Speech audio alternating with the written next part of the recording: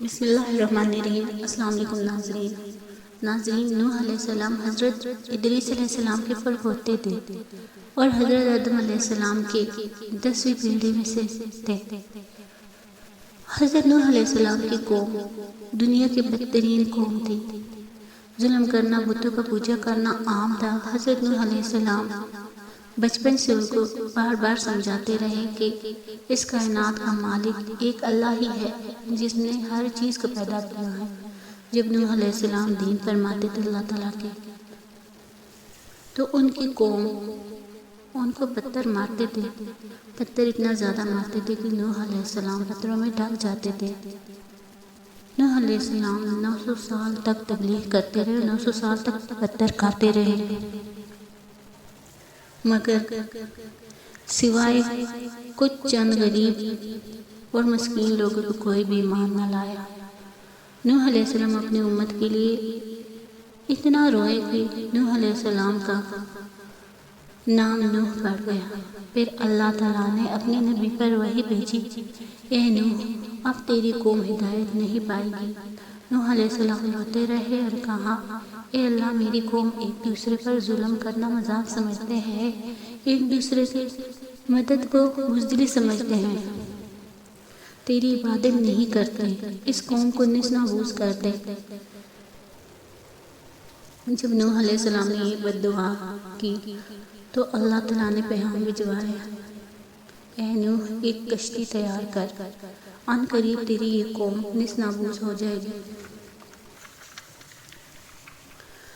اللہ تعالیٰ وحی کے ذریعے اپنے نبی کو بتاتے گئے اور نوح علیہ السلام کشتی بناتے گئے۔ نوح علیہ السلام ایک پہاڑ پر رہتے تھے،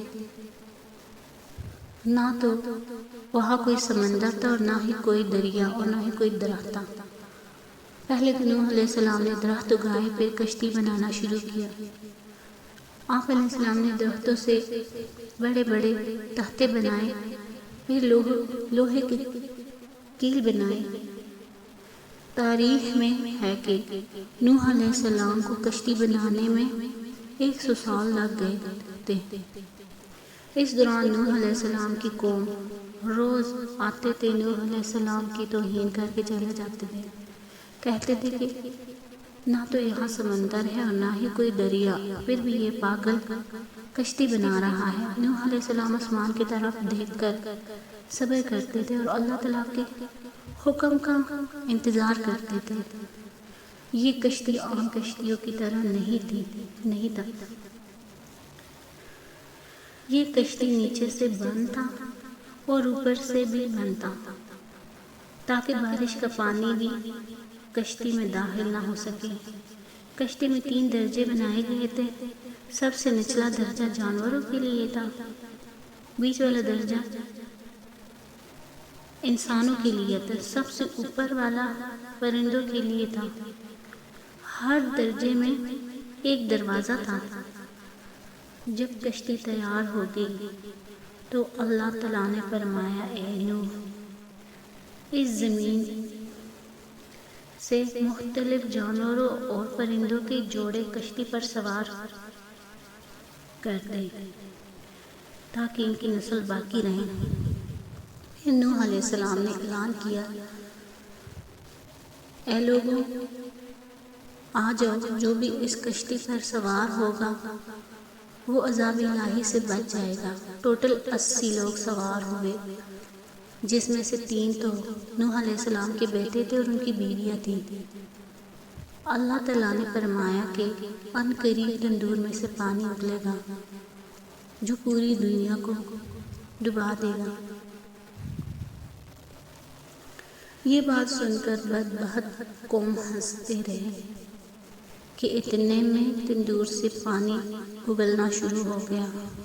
اس تندور کو دیکھنے کے لیے دور دور سے لوگ آتے تھے اور ہنستے، لیکن کچھ ہی دیر میں ان کے ہنسی خاموش ہونے لگی، کیونکہ پانی بڑھ گیا تھا، اتنا بڑھا کہ ان کے گھر ڈوبنے لگے۔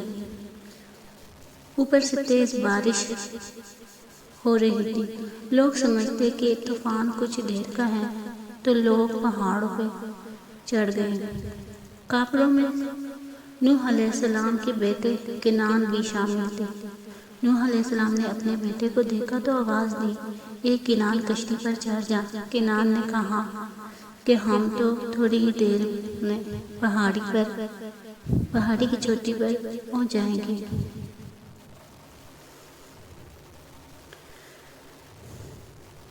پانی وہاں تک تھوڑی نہ آئے گا۔ پانی بڑھ گیا، اتنا بڑا کہ پانی کے سب کچھ ڈوب گیا۔ کہیں کوئی پہاڑ نہ کچھ اور نظر آ رہا تھا، بس وہی بچے جو نوح علیہ السلام کے ساتھ کشتی پر سوار ہوئے تھے۔ اس وقت پانی زمین سے 10,000 گز بلند تھا۔ 40 دن بعد پانی کم ہونا شروع ہوا، بارش بھی رک گئی، لیکن چاروں طرف پانی ہی پانی تھا۔ تقریباً 5 ماہ کشتی پانی کے اوپر تیرتی رہی۔ آہستہ آہستہ پانی کم ہوتا گیا۔ نوح علیہ السلام نے اللہ تعالیٰ کا شکر ادا کیا۔ کشتی کسی جگہ پر نہیں ٹھہری۔ بالآخر دریائے دجلہ کے مشرقی سرد میں ایک پہاڑی جس کو حرارت کہتے ہیں، اس کی ایک چوٹی کا نام چوتی ہے۔ اس کی اونچائی تقریباً 13,000 فٹ ساحل سمندر ہے۔ کشتی اس چوٹی کو لگ گئی اور ٹھہر گئی۔ نوح علیہ السلام نے کبوتر کو بھیجا کہ دیکھ زمین پر پانی خشک ہو رہا ہے یا نہیں۔ کبوتر گیا اور زیتون کے ٹہنی اٹھا لایا۔ نوح علیہ السلام نے تمام پرندوں اور جانوروں کو آزاد کر دیا۔ ساتھ ساتھ اللہ تعالیٰ کا شکر ادا کرتے رہے اور ذکر کرتے رہے۔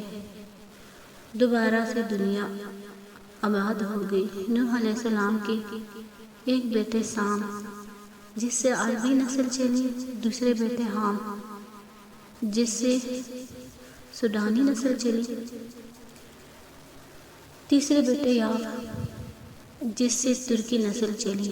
اس طرح دوبارہ دنیا آباد ہو گئی۔ ناظرین، ویڈیو پسند آئی تو چینل کو سبسکرائب کریں، لائک کریں، ویڈیو کو شیئر کریں، کمنٹس کریں۔ اللہ حافظ۔